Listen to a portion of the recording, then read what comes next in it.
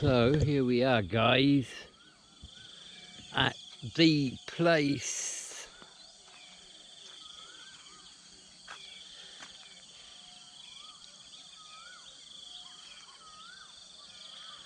I'll do my customary sweep.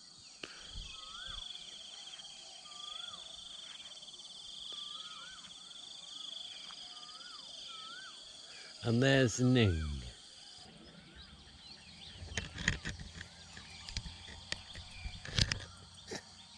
There we go. I've set it all up.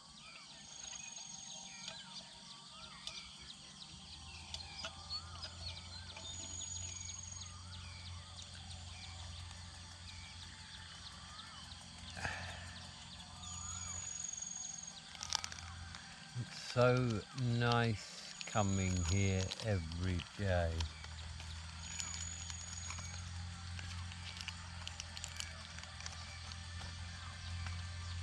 You could even say it's what I live for.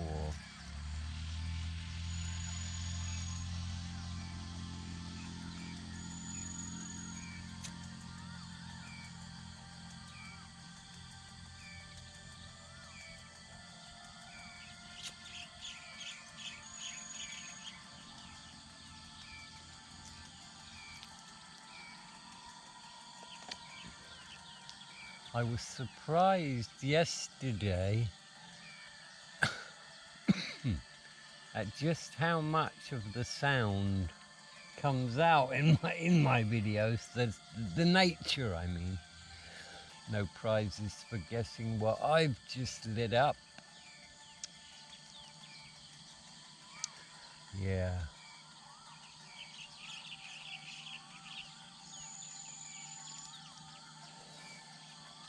Life is but a game. It's a game. And while your avatar can die, you, the player, cannot.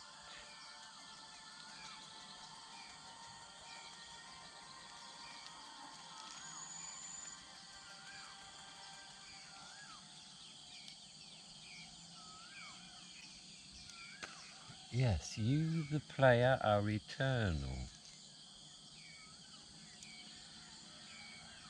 And it's not like online games, is it? I mean, let's say you're playing Call of Duty. As you progress through the game, you reach certain points where, you know, an enemy soldier is standing just around the corner and you come around the corner and you get shot in the head. But the next time when you reach that point, you know he's there. So you just throw a grenade round the corner.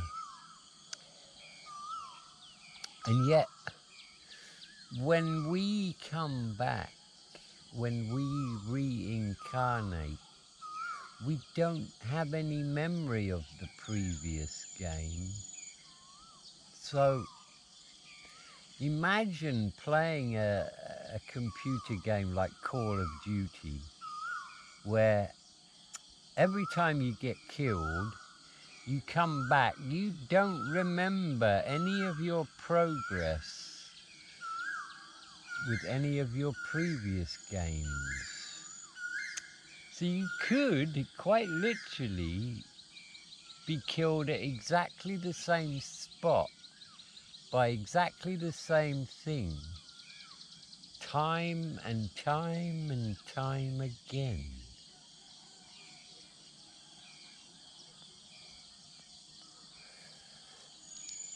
And I guess one could ask the question, why? Why do we have this memory wipe when we come back?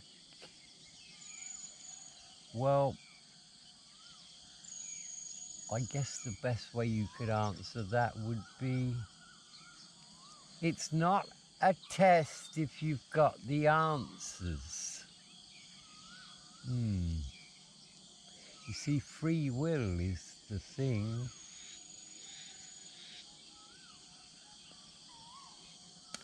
We all have it. And everything. We are capable of absolutely everything. You know, they did an experiment in the 1960s at some university in the US where they had these volunteers in this room, and they're in there with the man with a white coat on, and there's somebody on the other side of the wall, and they have to answer questions, and if they get the questions wrong, this guy has to turn up an electric shock to give this person on the other side of the wall. And they were told, you know, how many volts would be dangerous and how many volts would be fatal. And apparently more than 60%, you know, being encouraged by the man in the white overalls, the white lab coat, the authority figure, they actually went as far as to give enough of an electric shock to the, or thinking they are, to the person on the other side of the wall to kill them. They could even hear them screaming on the other side, whoa, whoa, no. And the guy in the white coat says, yeah, give him another, take it up another 10, 15 volts. And when you look at what's going on in the world today, isn't the same thing happening? Aren't lots of good people doing bad things or doing nothing, which is in a way exactly the same? The West is in a mess, eh?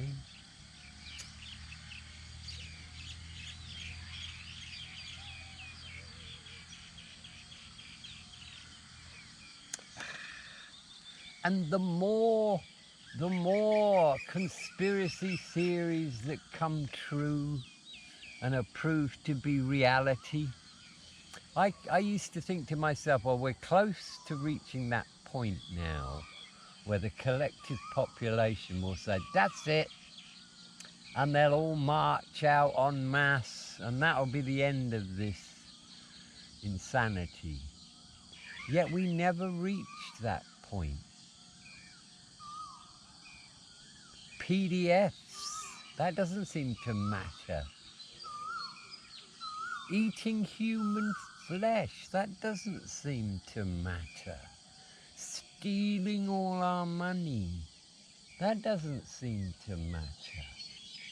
Inviting in unwelcome and illegal guests and financing them, that doesn't seem to matter.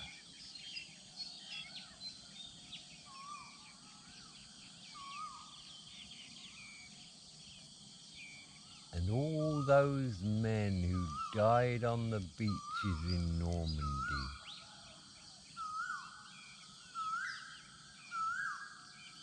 they died for what?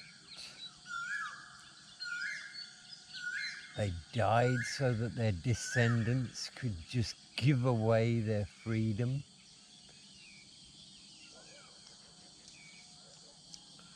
Scary shit. Okay, Ning, good boy. Ning's back.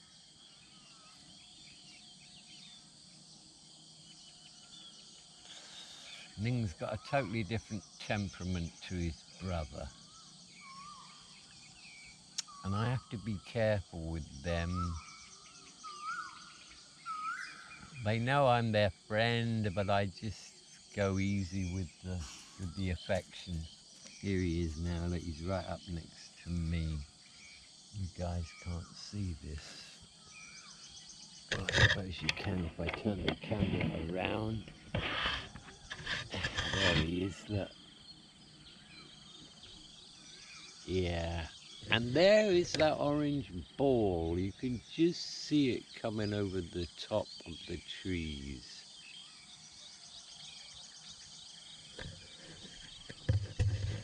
yeah, I thought about changing the format of my videos. Sometimes I don't think it's really that good for people to just keep looking at my ugly face all the time. So I'm experimenting with different things. Yeah, gotta do that. Well, that's coming up quick, that ball. It certainly is.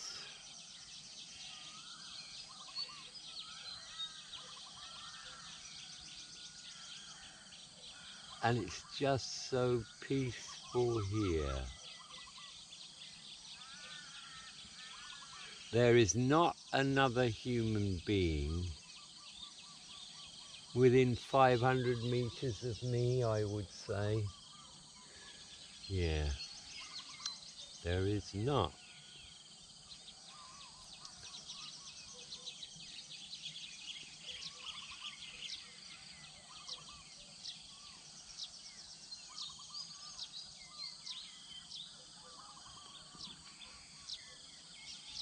Wow, yeah. The sun is rising. It certainly is.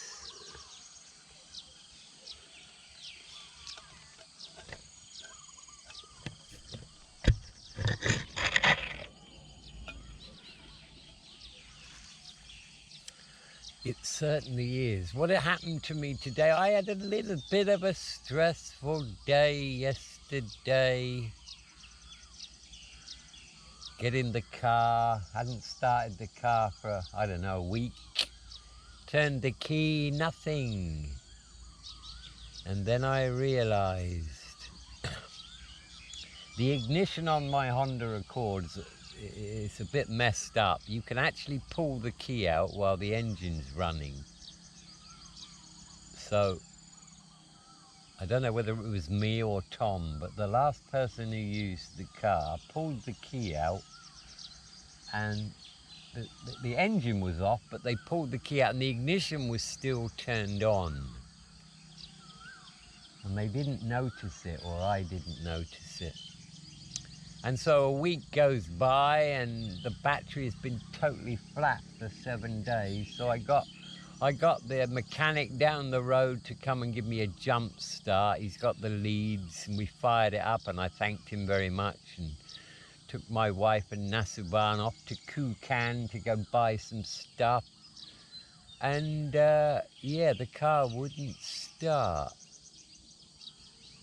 So I walk about 400 or 500 meters and I find a battery shop right there. And there's this guy sitting there, nice young guy with sunglasses, big smile. And the conversation went something like this. You guys got any jump leads? No. Oh, okay. What about, do you charge batteries here? Nope, we only sell new ones, with a big smile on his face. And I smiled at him because my battery was less than a year old. So I said, oh, I don't need a new battery, thank you. So I walk another 300 meters and I find another shop, like a car repair shop. So I jump on the back of the motorcycle with the mechanic and he comes down with a battery, brought a battery with him and the leads, fired it up. And then he got the meter out and he checked the meter. He said, I'm sorry. He said, but you know, your battery's not holding any charge whatsoever. The plates are dead. So I paid him, thanked him profusely.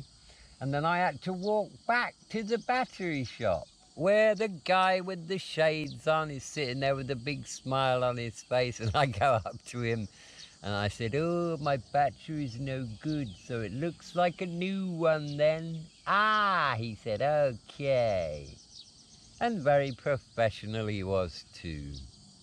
Takes me back there on the bike, has a look at the battery, goes back, brings the new one and all his tools, fits it all up for me. And that was that. So, yeah, it was quite an interesting day. You know, there's a number of ways you can look at things like that. You can think to yourself, oh my God, what a stupid mistake. And that's cost me 2,500 baht. You could think like that. Or you could think like I do. Well, you know what? It's only paper. That's all it is. And that guy who runs that battery business, I'm supporting his family. You know, spread the love and all that. And of course, when you think about things like that, then there's no bad feeling. There's no bad feeling.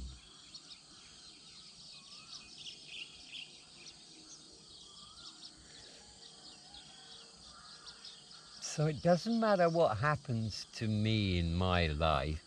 Oh, look at that. That's Ning there. It doesn't matter what happens to me in my life. It's how I respond to it. And I always respond to it by seeing the good.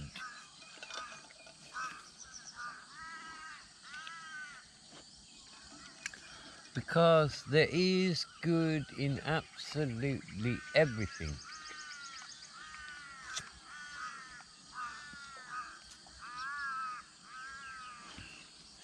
And as I've said before on many occasions, the mind can be trained.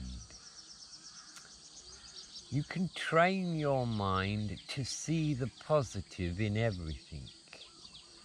And once you've done that, then you always automatically look for the good in any situation. You no longer need to try. It just happens.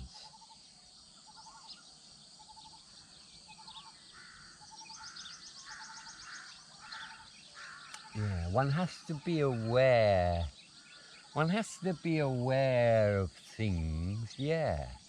You know, one has to be aware of injustice and evil deeds that are going on, and natural disasters and tragedies, accidents. They're happening all the time everywhere.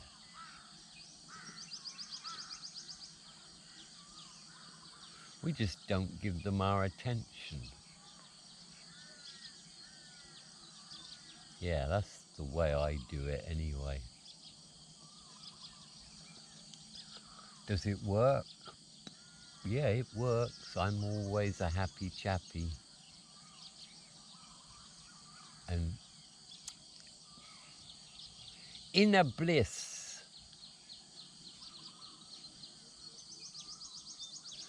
Inner bliss is not some wonderful feeling that you get like you just won the lottery or something amazing's happened in your life and you're thrilled. No, it's not that kind of feeling. It's more like a deep contentment, satisfaction, appreciation, and gratitude. That's the best way I could describe it.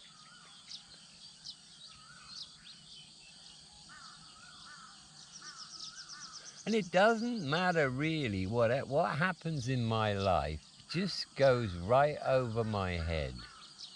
There's no reaction. There's no emotion.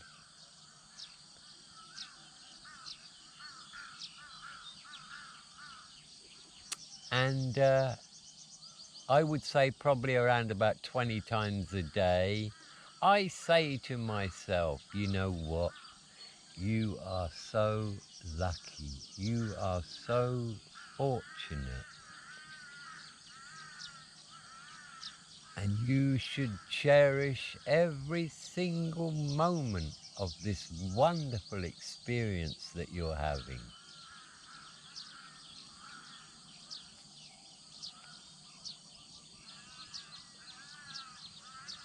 And I believe that because I'm sending out that kind of energy, that's what comes back to me. As above, so below.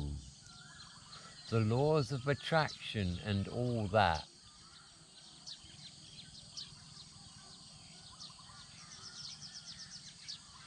When I first heard about the laws of attraction, once I actually realized what it means, the implication of it, I thought to myself, but this is crazy.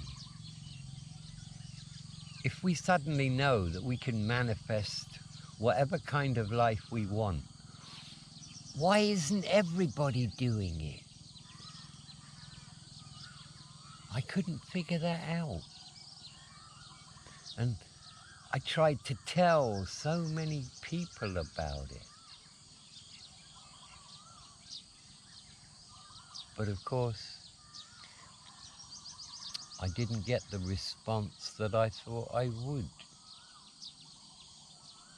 Sometimes you can throw seeds onto fertile soil, and with a little bit of rain and sun, growth occurs. And sometimes you can throw seeds on granite and nothing will grow. But I quickly stopped trying to tell other people that they could manifest the life they wanted.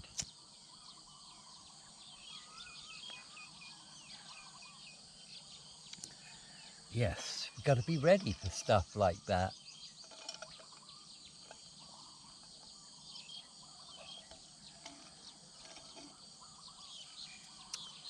We're all on a path.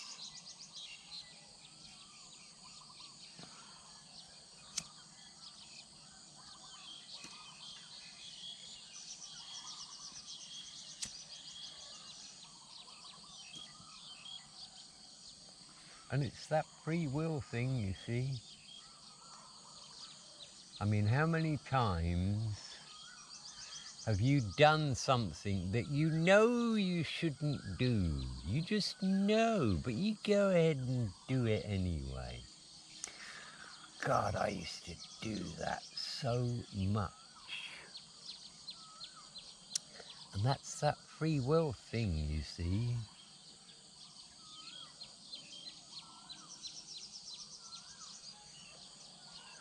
When I was young, if I got the slightest thought in my head, oh, I'm not going to go to work today, that would be it. That would be it. From that moment, I have already decided I'm not going to work. And so I'd do the necessary things, I'd call in sick. And half an hour later, I'd be drinking, thinking to myself, wow, I'm going to have a great day. It's that free will thing.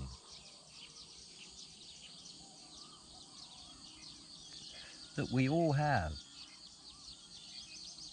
And we try to convince ourselves that we're doing the right thing when we know we're not.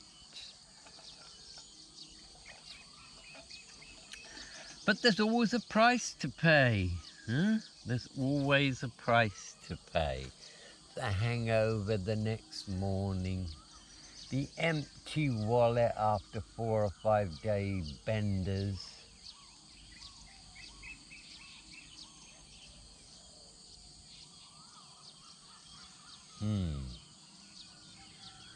Always a price to pay. And sometimes that price doesn't come along straight away. Sometimes you have to wait a while. Oh, yes.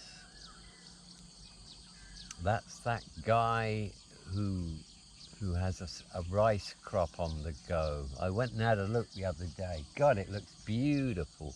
A sea of deep, lush green. Oh, another shot. I think they're just firecrackers to keep the little birds away, because it's the little birds that eat the rice. They do indeed.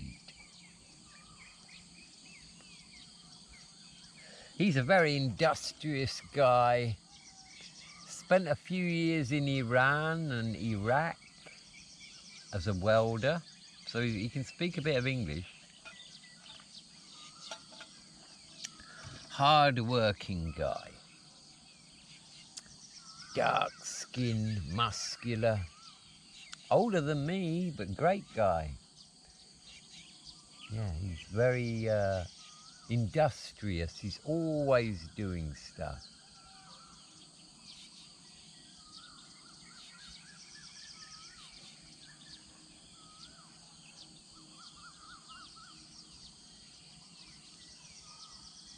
And I'm getting to know some of the locals, their personalities. And the little shop where I go, the nearest shop to my place, the lady, the woman, she's lovely. They got a couple of kids, and the husband is a motorcycle mechanic. He's got his own little shop there. And he started my car for me yesterday morning and wouldn't take anything for it. Lovely guy. I wanted to give him 100 baht, you know, but no, it's okay, please. So, yeah. And I know who the gossipers are now. There's 3 go-to guys if you want any manual labour done. And they'll work for no money. They'll work for Lau Khao. Yeah, they will. 120 baht, a large bottle of Lau Khao, and you've got them for the day. But don't give them much of the Lau Khao until the work's done.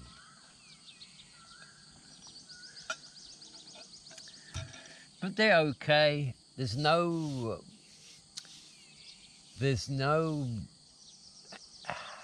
animosity with these guys and the community. They're drinkers. Yes, they are. They drink all the time. But they're polite. They work when they can. And while people might not approve of them, they're okay with them, you know. And then there's Buok. Buok, the guy who can't speak, or sorry, the guy who won't speak.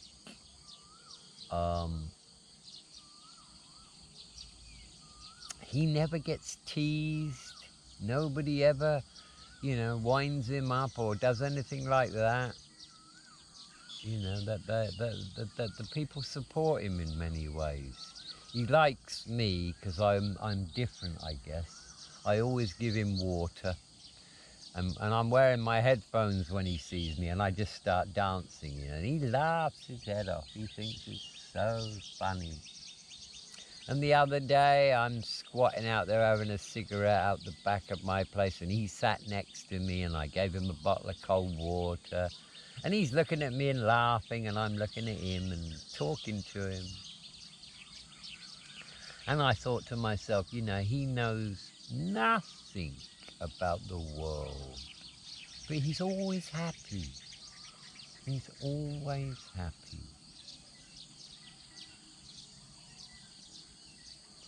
Yeah. He was a big drinker.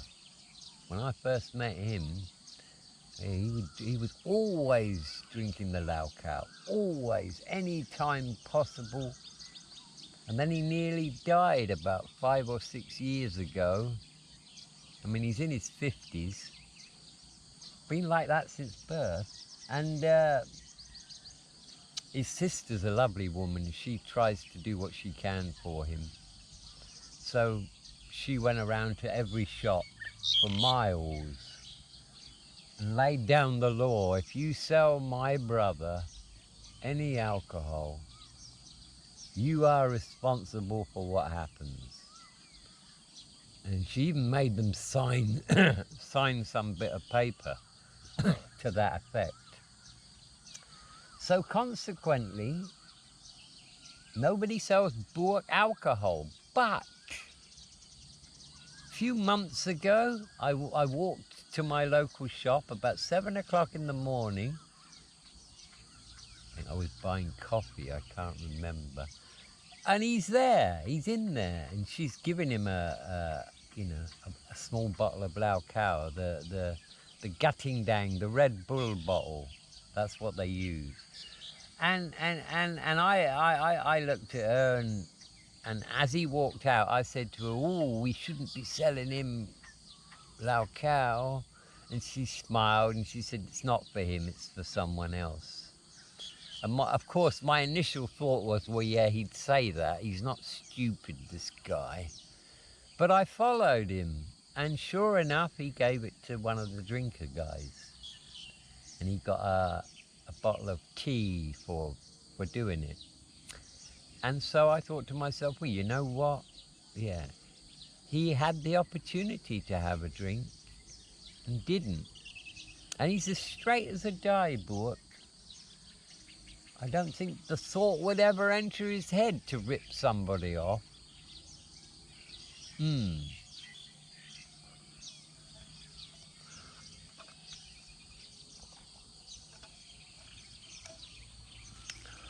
I was going to teach him how to speak,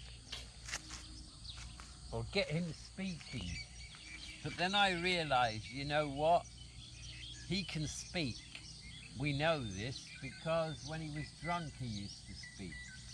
So he's not speaking because he chooses not to. So I gave up on my mission to get him speaking because he could do that if he wanted. Everybody's on their own path. And, sometimes we should resist the temptation to change somebody's path or influence them.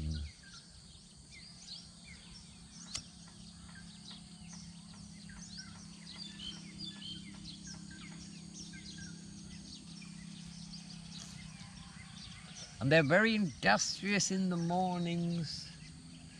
On my bike ride out to here, all the houses I pass, they're already doing stuff, sweeping up, getting the chickens out.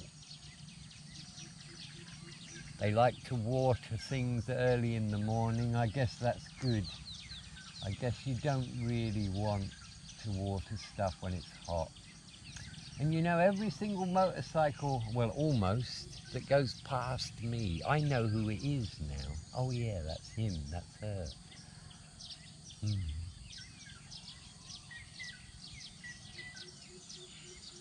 So I'm becoming a part of the community.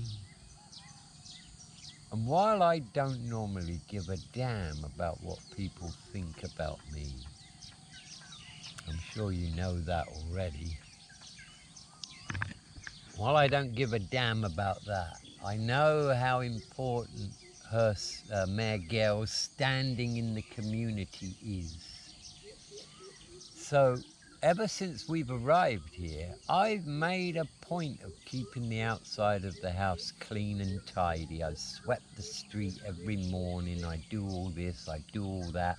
I wash up, I do the washing, because I want the neighbors to see that and go, oh wow, this guy, he gets stuff done. And so, yeah, I made a conscious decision to do that because, one of the worst environments you could possibly be in is to have conflict in your living space, Oh, it could be the mother-in-law, it could be the wife, it could be her brother. But if you're living in an environment and there's conflict, there's not harmony, that's terrible.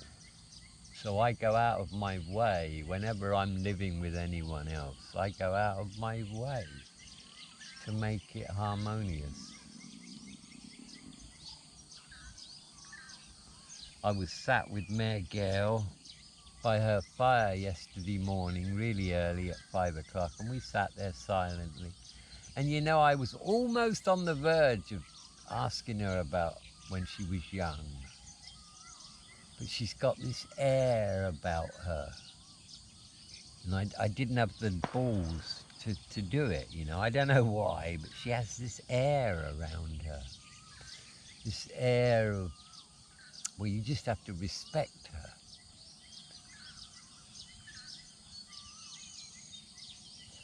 What do I know about her? Okay, well, what I know is that when my wife was 8,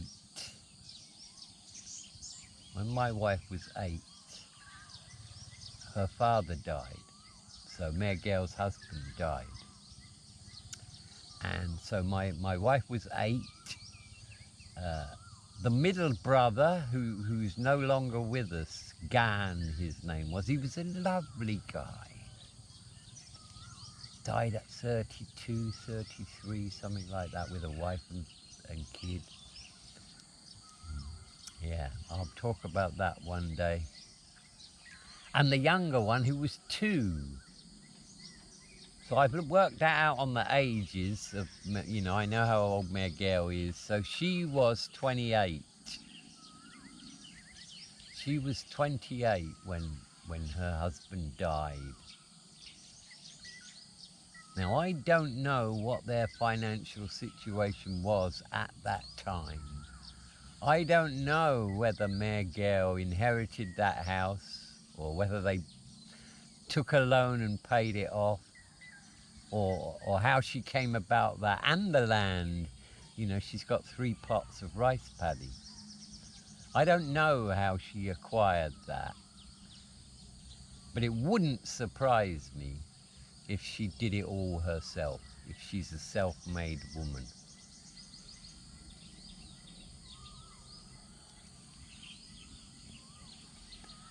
And I have so much respect for her, but you know what? So does everybody else. I've noticed this. Yes, I've noticed this. Boy, she can be loud. She'll shout at one of the drunk guys if he falls asleep at the front of her house. Get out of here! And she'll throw stuff at dogs and chickens. But she's a really good-hearted soul. And I'll never forget the very first time I saw her. She looked at me and she smiled. And I could see her daughter in her. And I didn't have a lot to give her. I think I put 17,000 baht in an envelope, gave it to her. I mean, I could speak Thai then, so I said to her, you know, look, I'm not a rich man. I don't have a lot of money. That's all I've got in that envelope. But I'll make you a promise. I'll take care of your daughter and any children we might have. And if possible, I'll take care of you too. No reaction at all. Took the envelope, smiled, and then went on and doing what she was doing. And this is at our wedding party after we got married in Bangkok. And later on in the day, I got my wife to one side and I said, is your mum okay? You know, she never said a word. Is she angry at me because I didn't give her much money and all this? And she said, no, my mum's fine. That's just the way she is. She's a woman of very few words. And boy, she wasn't joking there.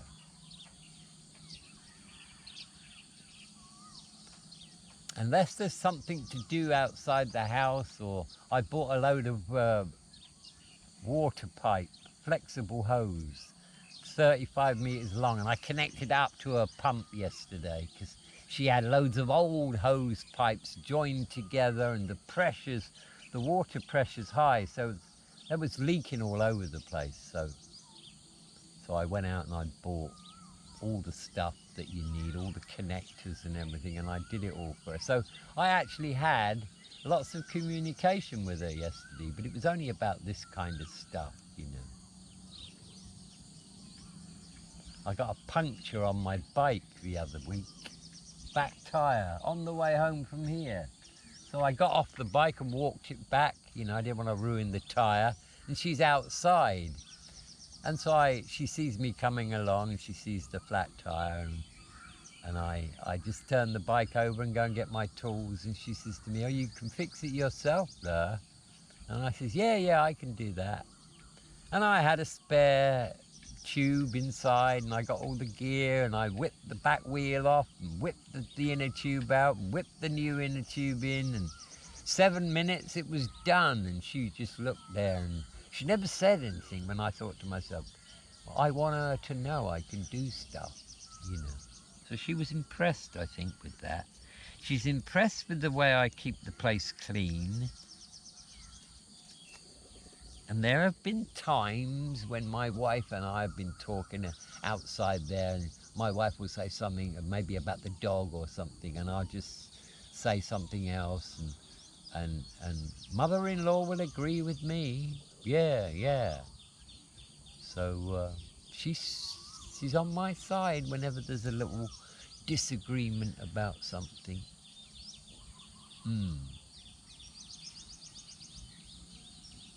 So I have the greatest respect for Mayor Gale.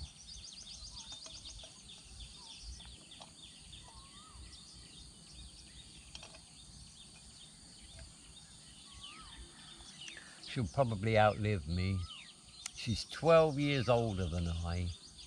And I do have a bit of a problem about calling her Mayor Gale. You know, she's not my mother. She's my mother-in-law. And I think, you know, according to the Thai way, you do. That's what they do, you know, poor Mayor. And I'm uncomfortable with it, but I say it out of respect.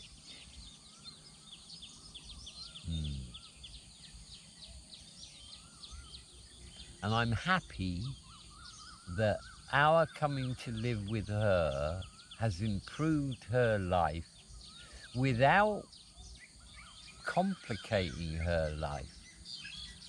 You know, she's got her own part of the house. We live in the back section. She put up with my dogs. She was great about that. Never said a word.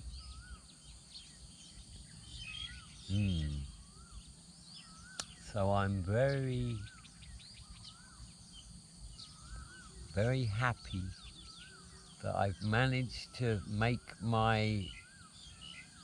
our arrival in her living space harmonious and beneficial to her.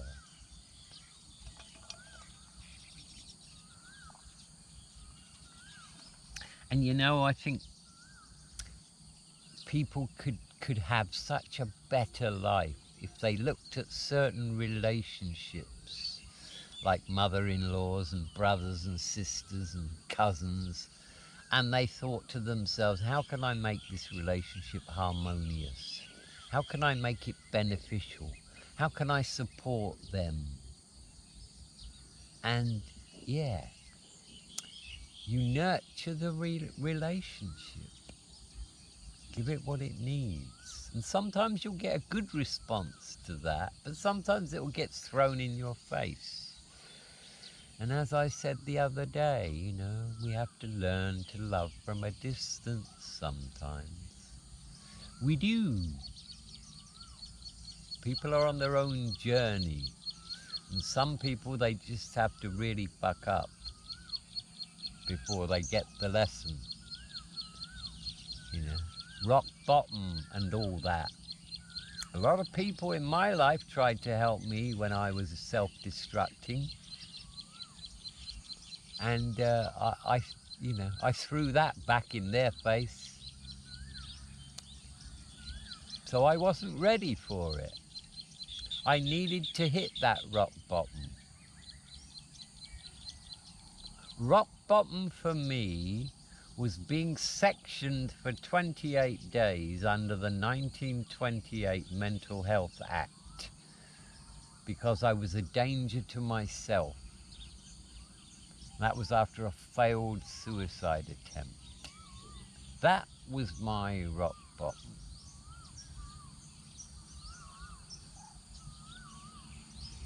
I've had a few other dips and troughs in my life. And whenever I've needed it, whenever I've really needed it, there's always been somebody there for me, always. So whenever I get an opportunity to be that person for someone else, it's karmic payback. That bird is beautiful. There he is, yeah.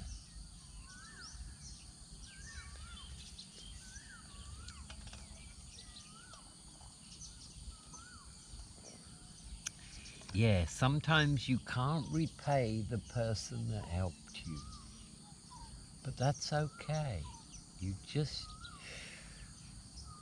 pass the kindness on to somebody else. Support somebody else. And it may be that that support you give them, you could help somebody and then they rip you off and they lie to you.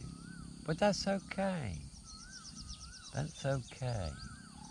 You offered. You did the right thing. It wasn't accepted or it wasn't appreciated, wasn't reciprocated. It's okay. Life is like that. You're going to encounter all sorts of people at all stages of their journey.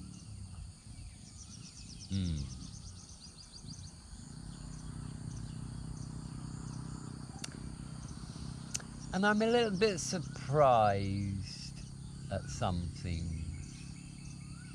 When I look at the media and I look at society, I'm surprised at how much people get enjoyment out of other people's failures. When I first realized that, I thought to myself, my God, people don't like really to look at people's successes, but show them a failure and they're all over it. Yeah. That's wrong. We shouldn't be envious when someone is successful. We should celebrate their success. We really should. Even if they're a competitor. Because that's what it's all about, isn't it? Getting it right. Creating something of value. Achieving something.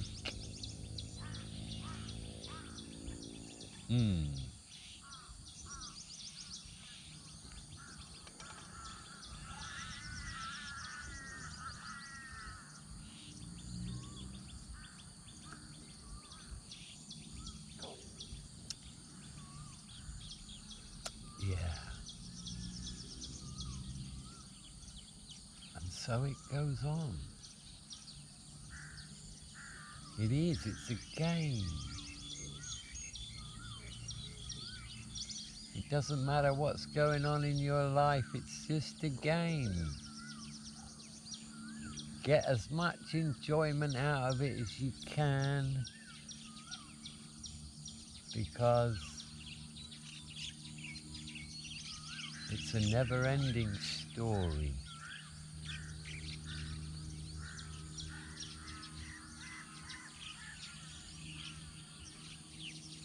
That's how I see it.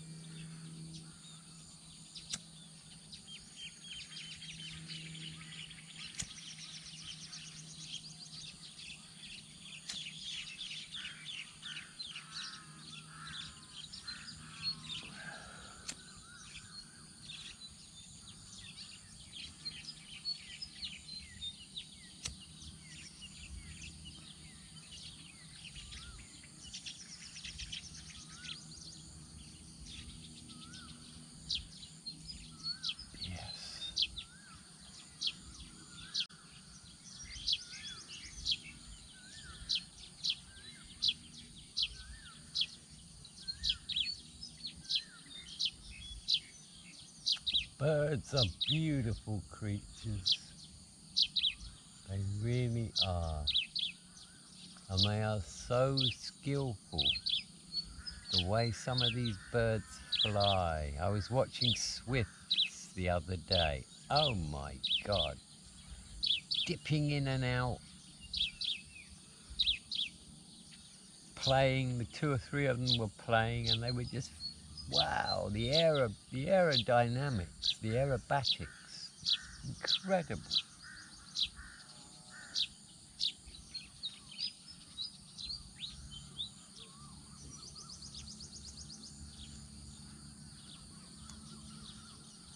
And I think so many people are so wrapped up in the game that they fail to appreciate the things that are happening around them, the nature, the wonder of it all.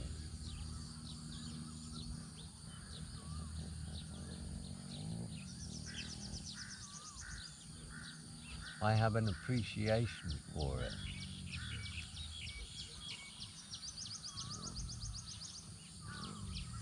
And every living thing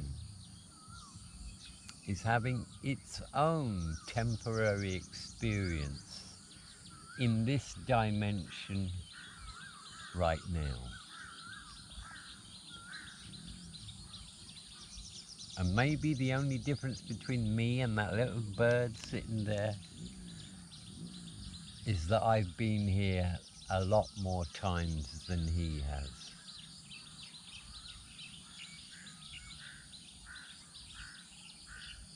Of course, it could be the other way round. He could be more advanced than I, further down his spiritual journey than I, and he just wanted to come back and experience being a songbird.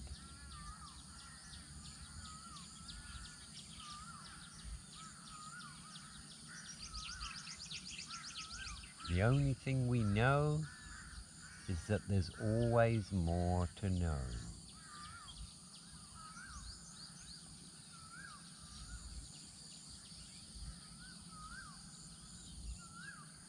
Yes.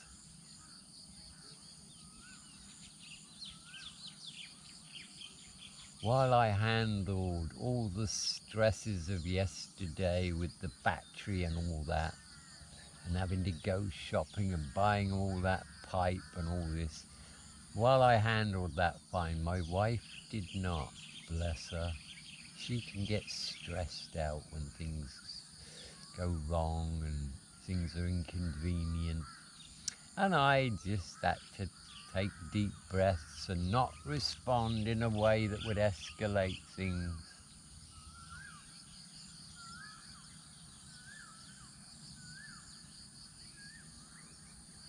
We're in the hardware store and I know exactly what I've got to buy. And she's gone, look, let's have a look at this hose pipe here, this water pipe here. I said, no, that's not what we want. And I start talking to the woman and yeah, you know, I want 35 meters of that. I want a connector for that and I want a connector for that. And my wife's like, oh, what about this? What about that? And I said, look, if you know the job, if you know what's got to be done, you go ahead and do it. I'll wait outside and have a cigarette. I said, but I know what I'm doing. And so it was okay. And I did it calmly, you know. I did it calmly. I'm learning finally.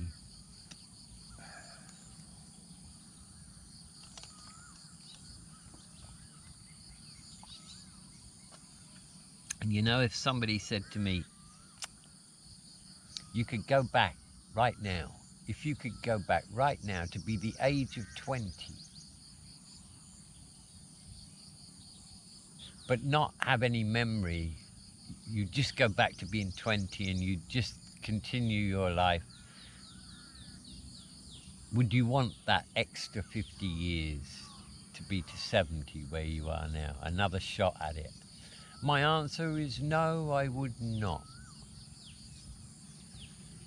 because I don't think about the possibility of having another 50 years. I think about what I've got now.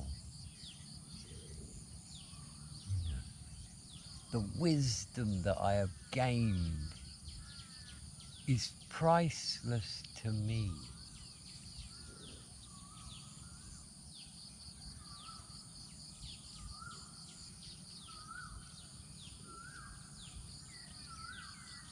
I'm in a beautiful place, not just physically, mentally, spiritually.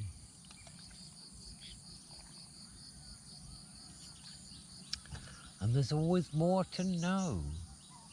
There's always more to know, and I'm on that path too.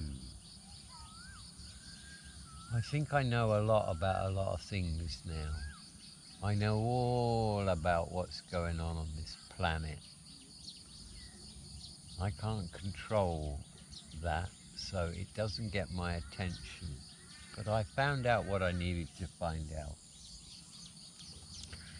But no, I'm just interested about consciousness, ETs, science, cutting edge stuff. Yeah, I'm into that. But I can get pleasure out of doing the housework. You know, when I do the housework, I focus on what I'm doing. I do the best job I can. Whether I'm washing the dishes, washing the clothes, sweeping up outside, I'm happy in what I do. Mm. But I guess we all are.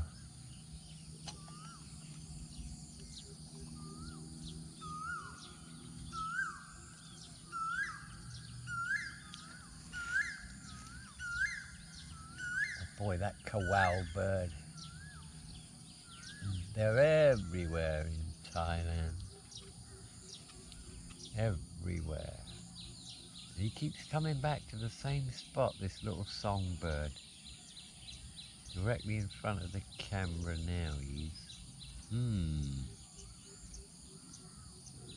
So he's nesting in one of these little trees here, I would say. And this is his little world. Now, would I try to teach him about other things that he doesn't know about? No, I would never. I couldn't. Maybe that's how the ETs see us.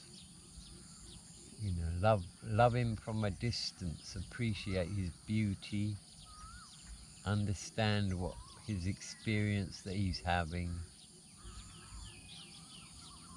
and that's it.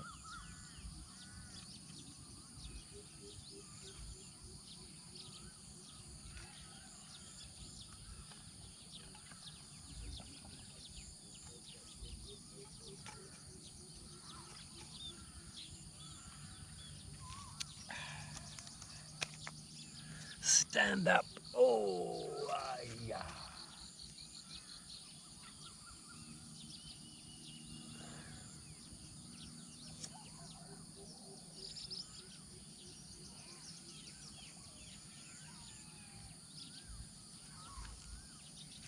I'm going to have another go at the pension thing.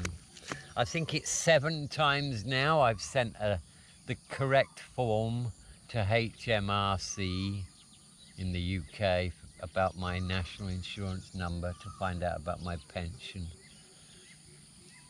Nothing. No reply, no recognition, nothing. I wasn't going to do it anymore, but then I thought about it and I thought, well, no, you know what? If I'm due a pension, that means I've paid in. That means it's my right. And so I should just keep knocking on the same door until somebody answers it. So I've decided what I'm going to do, because I have to print this form out. So I'll print out 20 copies of this form. I'll go to a print shop in Kukan and I'll print the introductory letter, which will be very polite with all the information they need, and I'll send one every single week. And I'll just keep doing that until I get a reply.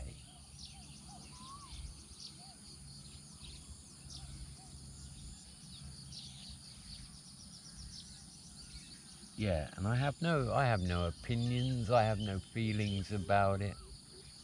I never ever expected to get a pension. There were 3 or 4 times in my life, probably in my 20s and 30s, where people have said to me in England, you know, look, if you just keep going abroad like this all the time, backpacking all over the place, you know, you won't get a pension. And I just looked at them and laughed and said, you know what? Yeah, I'm not worried about some safety net. I'm not going to need that. I probably won't be alive at 65. So I never ever expected to get one.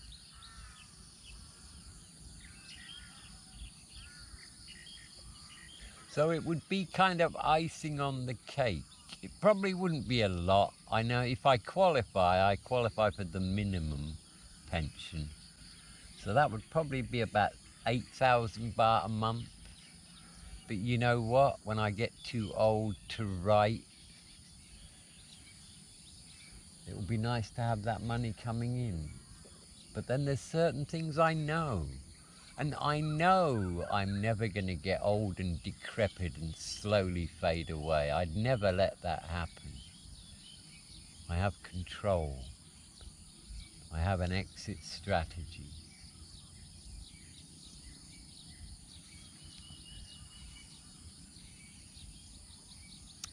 Yeah.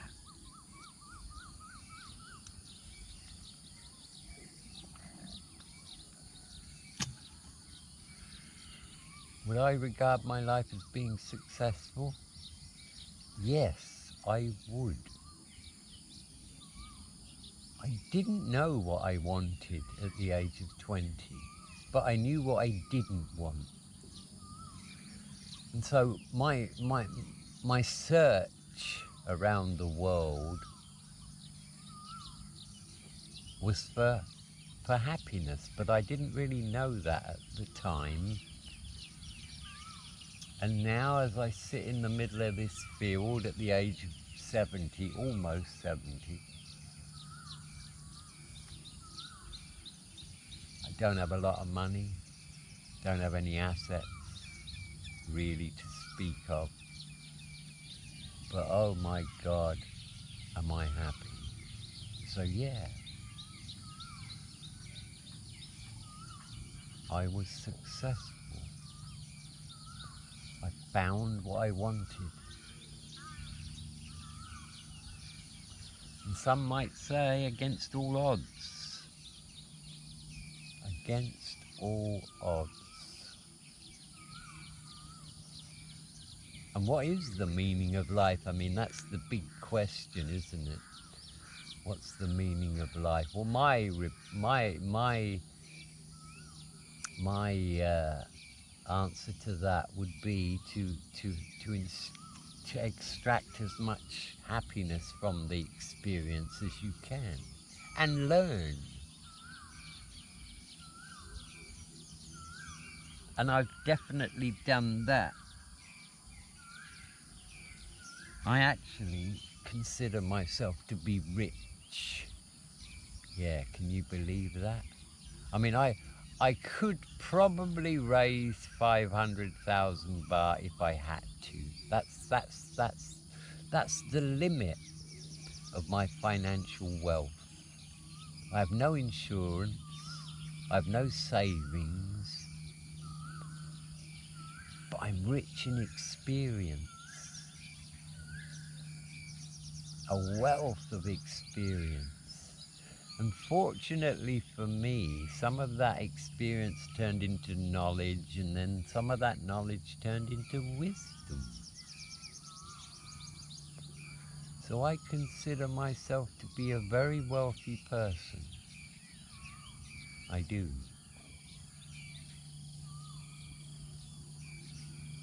That might sound strange to some people. There's a guy without a pot to piss in, and he's saying he's rich. But then how do you define wealth? That's the thing, you see. I'm not into toys, and it's nice to have nice stuff, don't get me wrong. It is.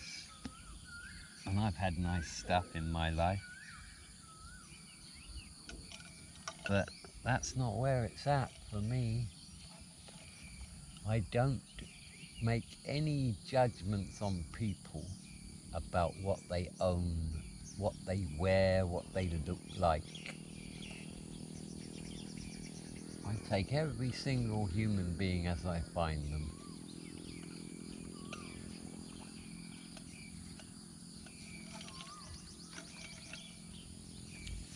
And I just seem to encounter nice people.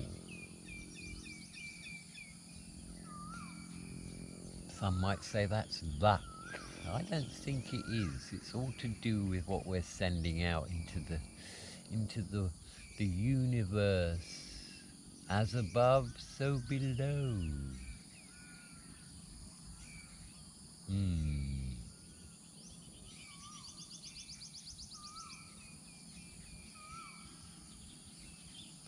So you see, I think today's vlog, and very much a lot of the vlogs I do, I'm just thinking out loud.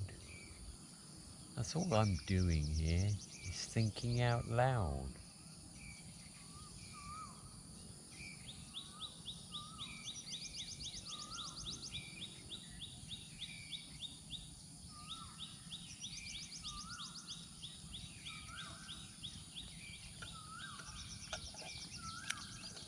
Every now and again I do my blue healing light thing where I'm laying there on my bed and I get in the right meditative state.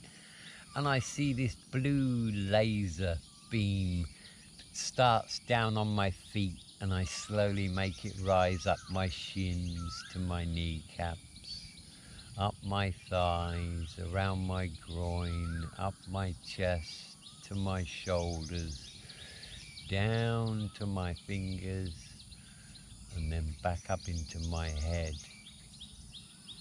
And I just feel warm and nice.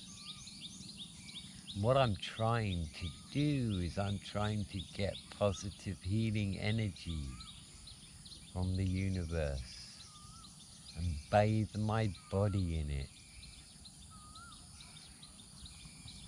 I'm a pretty healthy guy.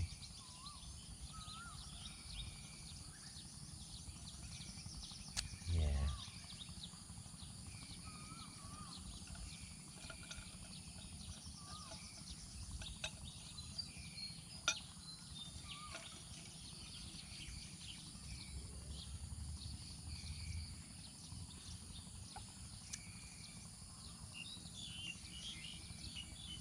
Yeah, and I was thinking the other day about missing the passion in my life, snooker. I haven't picked up a snooker cue for 7 months now. And you know what? There's a special pleasure that you get from abstaining from doing something you love because you think about the next time you actually get to do it, how great it will feel. And I actually watch a lot of snooker, you know, now, and I totally understand the game, and I'm not a bad player. I think my highest break is 38. I had a 1-year relationship with a very nice guy in Bangkok by the name of Jerry Carter. Wonderful guy, amazing guy actually in many ways. But snooker was also his passion. So we would meet once a week at my local snooker hall and him and I would play the best of 13 frames. So that's like 3 hours. And we did that every single week for a whole year, and he meticulously recorded who won and what the score was and all that kind of stuff. And it was great. I was gutted about not being able to do that anymore, and so was he. We both were pretty okay players, and we both developed really well, and it was really competitive. Many occasions it would be 6-6, so it would be the final frame, you know, best of 13, first to 7. We had some epic matches. We really did. I was honoured to be in that situation.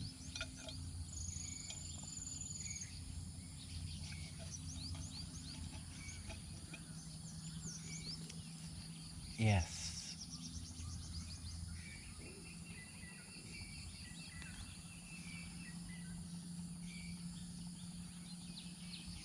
Yeah, it's nice to go without sometimes. I mean,